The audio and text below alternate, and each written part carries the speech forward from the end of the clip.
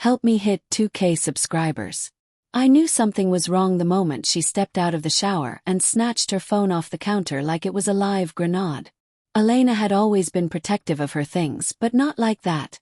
Never like she'd just hidden a newborn secret behind her back. Everything okay? I asked, towel still in hand. She forced a smile. Yeah, just work stuff. But the smile didn't reach her eyes. It hadn't in weeks. I told myself not to overthink it. We were getting married in 2 months. Stress, nerves, pressure, those things made people act strange. I kept repeating that to myself, unaware that I was standing at the first crack in our foundation. The unraveling truly started on a Wednesday night. Elena had fallen asleep on the couch, curled into a blanket, exhaustion pulling her under. When I lifted another blanket over her, her phone slipped from between the cushions and hit the carpet, lighting up. One notification caught my eye. Calculator Pro Plus. We never used it. Neither of us had ever downloaded an extra calculator app. Before I could look away, another notification banner popped up. One new vault message, unread. A vault. Inside a calculator app. My blood went cold. I'd heard of apps like that. Disguised, meant for hiding private photos, secret messages, entire conversations. A digital mask. The app opened to a plain calculator screen, completely harmless. Too harmless.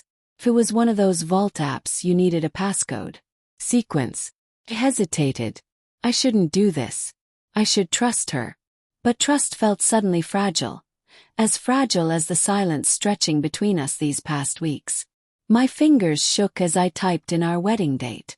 Nothing. Then her birthday. Nothing. And mine. The screen flickered. A vault opened. The first thing that hit me was a message thread with someone saved only as a name hidden behind an initial, like even the contact itself was a guilty whisper. First, the messages seemed harmless. Teasing jokes. Short lines.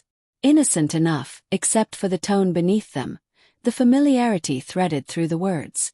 Then I scrolled. And everything inside me tightened painfully. You looked incredible today. Hard to concentrate. Elena. Stop. You'll get me in trouble, grinning face with sweat. I scrolled further. Elena. I wish I could see you tonight. Your fiancé is home. Elena.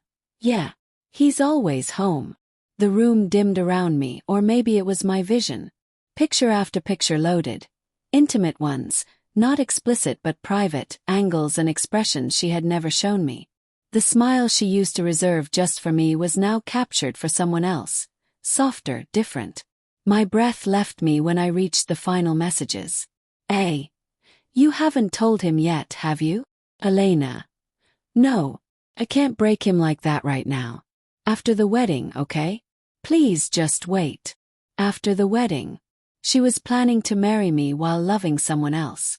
I stood in the doorway of our living room, the phone heavy in my hands, feeling every memory we'd made crumble inside me. I didn't wake her. I didn't shout. I didn't cry. I just broke quietly, inwardly. She woke around midnight.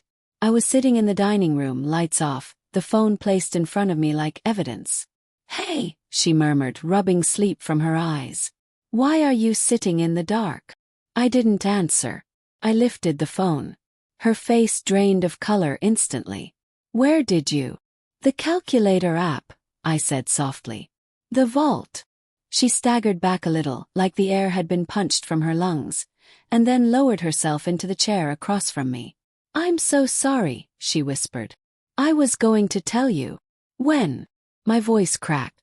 Before or after our vows. Her eyes flooded with tears. I didn't plan for any of it. I didn't mean to hurt you.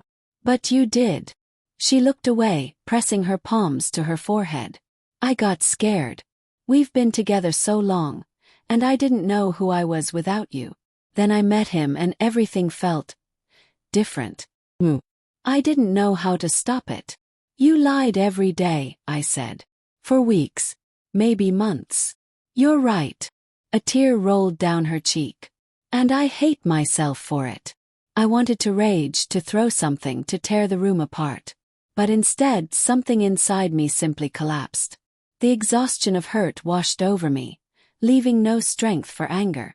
"You were going to marry me while loving someone else," I said. She winced like I'd struck her. "I still love you." "No," I said. "Not enough." Silence filled the space between us, stretching so painfully that I felt it like pressure on my chest. Finally, the words slipped out of me with a raw finality. "I can't marry you." Her sob came out broken, small, devastating. "I'm sorry," she whispered. "I don't know how to fix this." "You can't," I said. "Some things don't unbreak." He packed a bag quietly. No shouting, no slamming doors. Just soft movements and stifled sobs.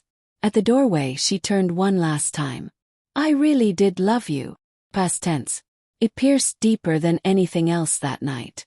The days after were blurred and hollow. Friends told me I dodged a bullet, but betrayal doesn't feel like dodging anything. It feels like shrapnel wedged into your ribs. Sharp, lingering, impossible to fully remove. I'd catch myself reaching for my phone to text her, then remembering she wasn't my person anymore. Maybe she never was. Weeks later, she sent me one final message. "I hope you find someone who loves you the way you deserve to be loved by me. I truly am sorry." I stared at it for a long time, feeling both the ache of what was lost and the strange clarity of what was finally over. I wrote back simply, "I hope you find what you were looking for too." No bitterness, no fury. Just closure, thin, imperfect, but real. Some nights I still think about that moment in the bathroom, when her hand flew to her phone like it was protecting something alive. Something fragile. Something forbidden. A little calculator app had shattered my future, but it also revealed the truth I needed, the truth that set me free from a life built on secrets. And sometimes, in the quiet moments, I remind myself, losing someone who betrays you isn't the end. It's the beginning of choosing yourself again.